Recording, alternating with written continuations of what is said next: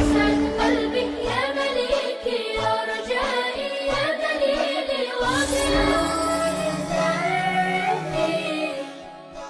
asalaamu calaykum daawade siyaado waxaan ku soo daray barnaamijyadeeda mid aan ugu magac daray ma ogtahay daawade oo aan kugula wadaagi doono waxyaabo laga yaabo inaadan ka warhayn dhanka caafimaadka la soco arbaco kasta barnaamijkan oo aan ku soo qaadan doono 6 dhacdo oo hor leh ka hor muuqaalka fadlan ha iloobin inaad fikirkaaga ii reebto qaybta hoose ee kommentiga si aad u aragto barnaamijka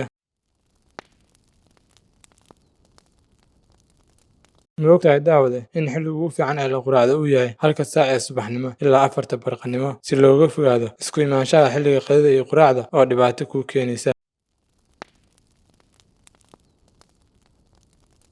ma ogtahay daawade qanjirka ugu weyn ee xubnaheena inuu yahay beerka